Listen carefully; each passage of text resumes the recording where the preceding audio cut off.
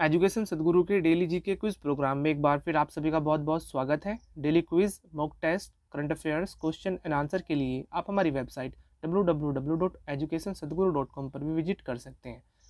तो चलिए दोस्तों, आज के सेशन की शुरुआत कल के अभ्यास प्रश्न के द्वारा करेंगे। कल हमने आपसे अभ्यास प्रश्न में पूछा था कि नीति आयोग के साथ मिलकर निम्नलिखित में से किस संगठन ने सस्टेनेबल रिकवरी पर विशेष रिपोर्ट पोस्ट कोविड-19 को लॉन्च किया है। ऑप्शन ए विश्व स्वास्थ्य संगठन, बी अंतर्राष्ट्रीय ऊर्जा एजेंसी, सी अंतर्राष्ट्रीय श्रम संगठन या फिर डी विश्व bank.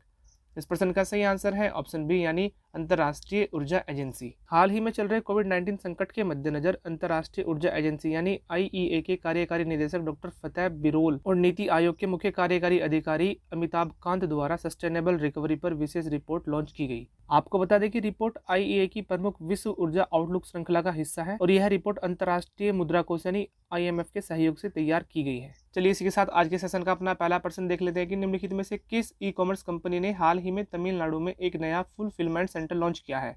Option A Flipkart, B Myntra, C Amazon या फिर डी स्नैपडील। इस प्रश्न का सही आंसर है ऑप्शन सी यानी अमेजॉन। हाल ही में प्रमुख ई कॉमर्स कंपनी अमेजॉन ने तमिलनाडु में अपना नया फुलफिलमेंट सेंटर लॉन्च किया है। इसका उद्देश्य राज्य में फर्म के नेटवर्क को मजबूत करना है। यह फैसिलिटी तमिलनाडु में रोजगार के महत्वपूर्ण अवसर प्रदान करने और अर्थव्यवस्था को बढ़ावा देने में महत्वपूर्ण भूमिका निभाएगी। चलिए इसके साथ अगला प्रश्न देख लेते हैं कि निम्नलिखित में से सार्वजनिक क्षेत्र के किस उपक्रम ने ऊर्जा मंत्रालय के साथ वर्ष 2020-21 के लिए अपने लक्ष्य निर्धारित करने के लिए हस्ताक्षर किए हैं।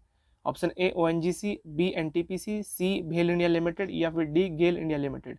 इस प्रश्न का सही आंसर है ऑप्शन बी यानी एनटीपीसी। अग्रणी विद्युत क्षेत्र संगठन एनटीपीसी लिमिटेड ने हाल ही में ऊर्जा मंत्रालय के साथ समझौता ज्ञापन यानी एमओयू पर हस्ताक्षर किए हैं।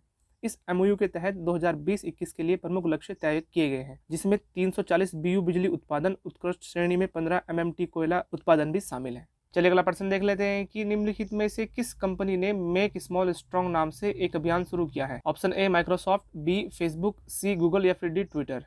इस प्रश्न का सही आंसर है ऑप्शन सी यानी गूगल। गूगल ने हाल ही में मेक स्मॉल स्ट्रॉन्ग नाम से अपने राष्ट्रव्यापी अभियान की शुरुआत की है। इस अभियान का उद्देश्य व्यवसाय को समर्थन देना और ग्राहक सहायता के माध्यम से मांग को बढ़ाना है। यह लोगों को स्थानीय रूप से खरीदने और अपने पसंदीदा खुदरा विक्रेताओं को समीक्षाएं पोस्ट करके प्रोत्साहित करता है। इसी के साथ अगला प्रश्न भी देख लेते हैं कि हाल ही में नीति आयोग ने किस देश के दूतावास के साथ decarbonisation and energy transition agenda पर हस्ताक्षर किए हैं। Option A Sweden, B Netherlands, C Australia या फिर डी स्विट्जरलैंड। इस प्रश्न का सही आंसर है ऑप्शन बी यानी नीदरलैंड। हाल ही में नीति आयोग और नीदरलैंड दूतावास ने decarbonisation and energy transition agenda पर एक स्टेटमेंट ऑफ इंटेंट यानी एसओआई पर हस्ताक्षर किए हैं। इस साझेदारी के तहत नीति आयोग और डच दूतावास का उद्देश्य स्वच्छ ऊर्जा को समायोजित करने के लिए नवीन तकनीकी समाधान तैयार करना है। चलिए अगला प्रश्न देख लेते हैं कि हाल ही में भारत ने स्वदेशी बूस्टर के साथ किस सुपरसोनिक क्रूज मिसाइल का सफल परीक्षण ओडिशा के बालासोर में किया है।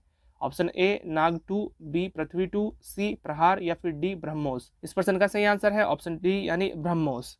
हाल ही में भारत ने सतह से सतह पर मार करने वाली सुपरसोनिक क्रूज मिसाइल ब्रह्मोस के नए संस्करण का सफल परीक्षण किया है। ओडिशा के बालासोर में एकीकृत परीक्षण रेंज से बूस्टर सहित कई स्वदेशी विकसित उप प्रणालियों वाली मिसाइल का परीक्षण किया गया। इसकी रेंज 290 किलोमीटर से बढ़ाकर 400 किलोमीटर तक की गई। चलिए अगला प्रश्न भी देख लेते हैं कि निम्नलिखित में से किस तिथि को अंतर्राष्ट्रीय कॉफी दिवस यानी इंटरनेशनल कॉफी डे मनाया जाता है। ऑप्शन ए 1 अक्टूबर, बी 2 अक्टूबर, सी 29 सितंबर या फिर डी 30 सितंबर।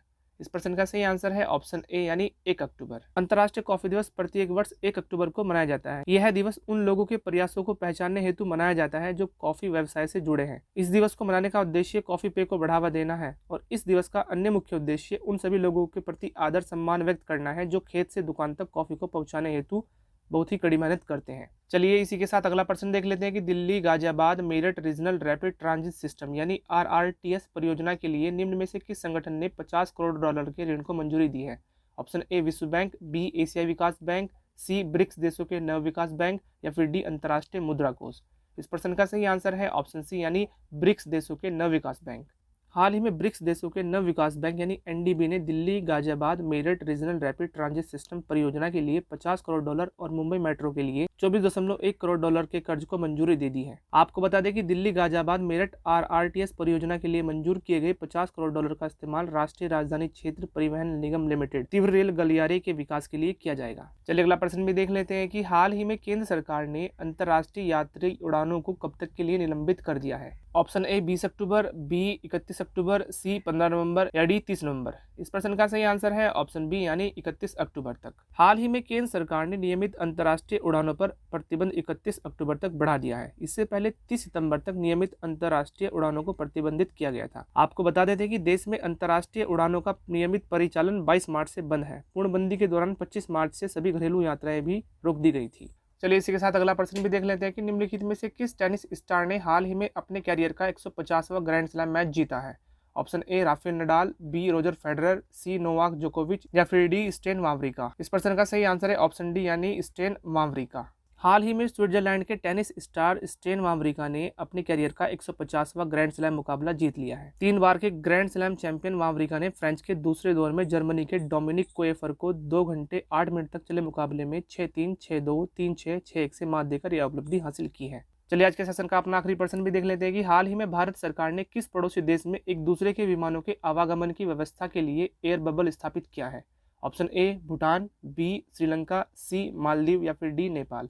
इस प्रश्न का सही आंसर है ऑप्शन ए यानी भूटान। हाल ही में भारत ने केन्या और भूटान के साथ एक दूसरे के देश में विमानों के आवागमन की व्यवस्था एयर बबल स्थापित की है। इस समझौते के तहत भारत अपनी हवाई सेवा इन 2 देशों में देगा, वहीं ये दोनों देश भारत में अपनी सेवा दे सकेंगे। आपको बता देते हैं कि एयर बबल व्यवस्था के अंतर्गत किन्हीं 2 देशों में फंसे वहां के नागरिकों को सुरक्षित वापस लाने की प्रक्रिया है। चलिए आज का अभ्यास प्रश्न भी देख लेते हैं कि निम्नलिखित में से किस राज्य सरकार ने हाल ही में पर्यटन संजीवनी योजना की घोषणा की है।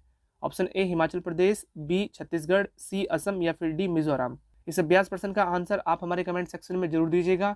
और यदि आज की वीडियो आपको पसंद आई है तो वीडियो को प्लीज़ लाइक करें, कमेंट करें और दूसरों के साथ शेयर भी करें। यदि आप हमारे चैनल पर अभी नए हैं तो चैनल को प्लीज़ सब्सक्राइब करें और बेल आइकन को भी जरूर प्रेस करें ताकि आने वाली नई वीडियो की नोटिफिकेशन सबसे पहले आप ही के पास हो। तब तक के लिए आप हमारे चैनल पर लगातार बने रहिए।